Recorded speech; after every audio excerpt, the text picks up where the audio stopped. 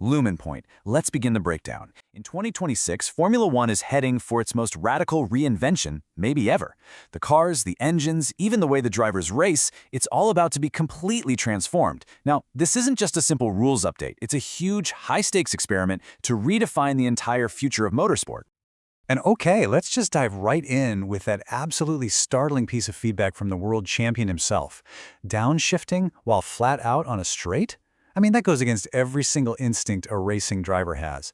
It's our very first clue that something fundamentally bizarre is about to happen to Formula One. So why? Why is Formula One basically forcing drivers to do the unthinkable? Well, to get it, we need to look at the powerful forces pushing the sport towards this massive evolution. Really, it all boils down to securing the sport's future. You see, F1 has pledged to be carbon neutral, and with the entire car world shifting towards electric, the sport needs to stay relevant.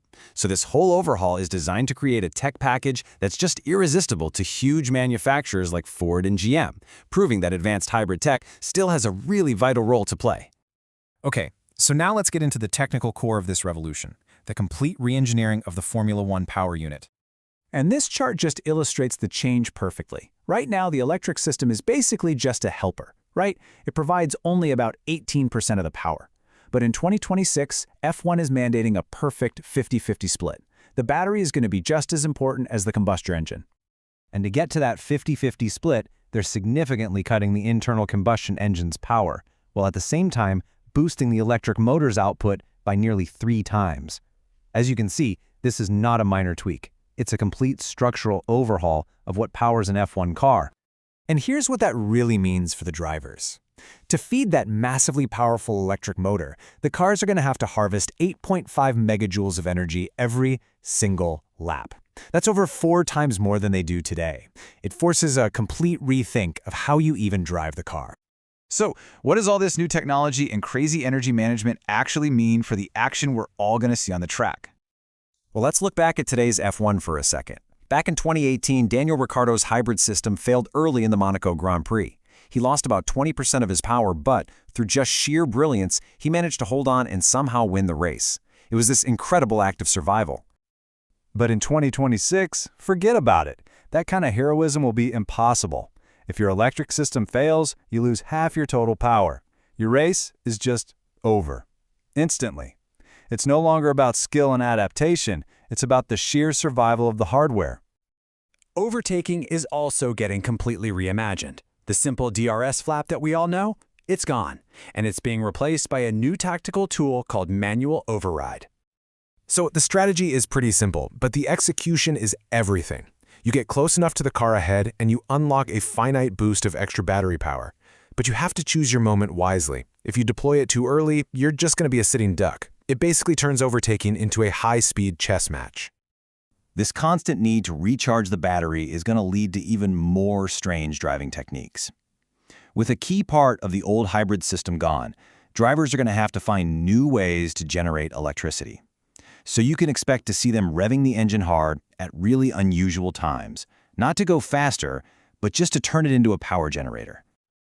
Now, beyond all these radical power unit changes, there's another groundbreaking innovation that could have an impact far, far beyond the racetrack.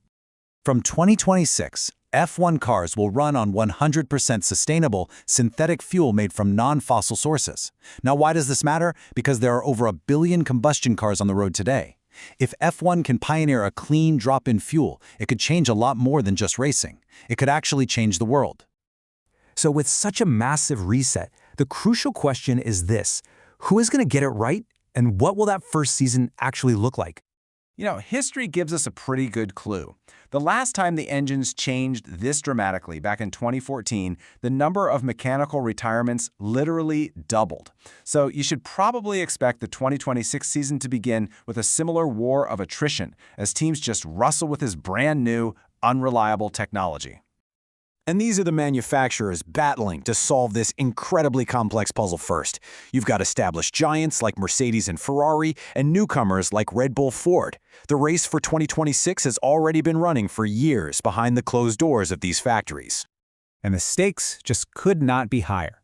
In 2014, Mercedes absolutely nailed the hybrid formula and just crushed the competition for years. The team that finds that perfect balance of power, reliability, and efficiency in 2026 could very well define the next era of Formula One.